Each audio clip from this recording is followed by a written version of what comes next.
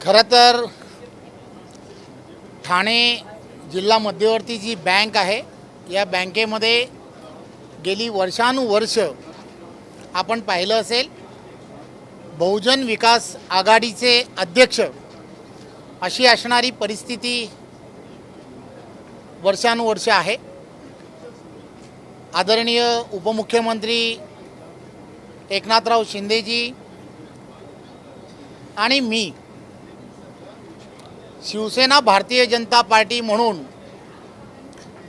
बऱ्याच वेळेला वेगवेगळ्या पद्धतीने महायुतीमध्ये फायदेशीर काय या सगळ्या गोष्टीचं नेहमीच विचार करत असतो।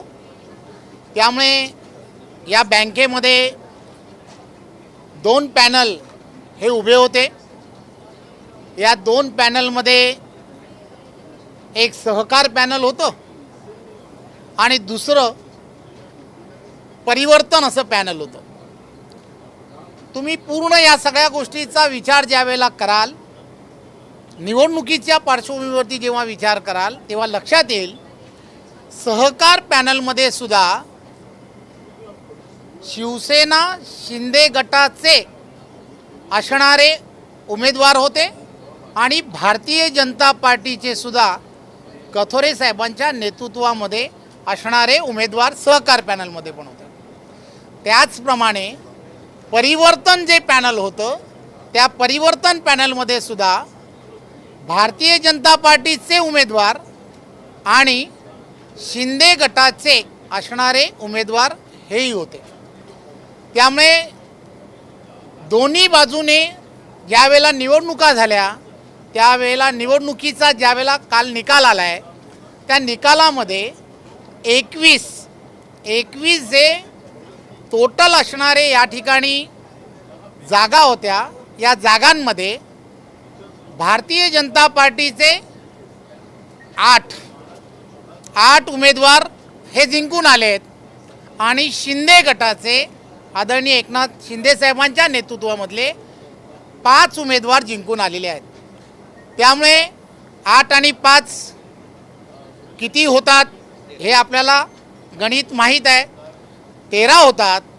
आता या बँकेवरती शिवसेना आणि भारतीय जनता पार्टीमध्ये अध्यक्ष कोण व्हावं, 2.5 वर्ष कोणाचा पहिला, 2.5 वर्ष नंतर कोणाचा पहिला, या सगळ्या गोष्टीचा निर्णय हा शेवटी वरिष्ठ नेते करतील, आदरणीय आमचे देवेंद्र फडणवीसजी करतील आणि आदरणीय एकनाथराव शिंदे करतील।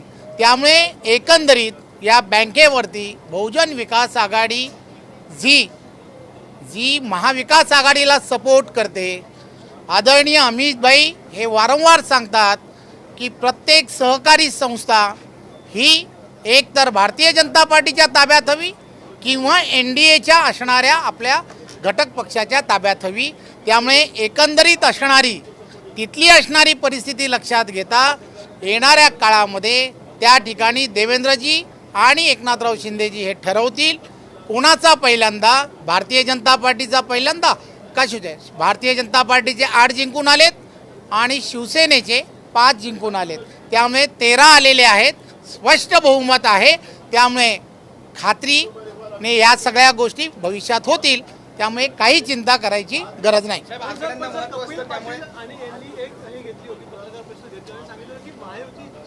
माध्यमातून आम्ही आमचं पॅनल जे ते महायुती सरकारचं आहे त्याच्यानंतर ताबडतोब सहकार पॅनल दुसरं जे पॅनल आहे नरेश मस्के यांनी पत्रकार परिषद घेतली आणि सांगितलं की आमच्याबरोबर भारतीय जनता पार्टी नेमकं महायुतीचं पॅनल कोणतं। दोन्ही गोष्टी फार महत्त्वाच्या आहेत। मी अतिशय स्पष्टपणे सांगितलं दोन्ही पॅनलमध्ये भारतीय जनता पार्टी आणि शिवसेनाकडे आत्ता कार्यकर्त्यांची एवढी मोठी प्रमाणामध्ये फौज निर्माण झाली आहे।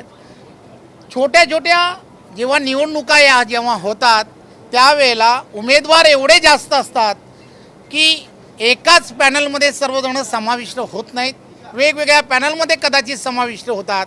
परंतु हे खरं आहे की आता या ठिकाणी युतीमध्ये जे काही निर्णय घ्यायचा असेल देवेंद्रजी आणि त्याचबरोबर एकनाथराव शिंदेजी हे दोघं जण त्या संदर्भातला निर्णय घेतील। धन्यवाद।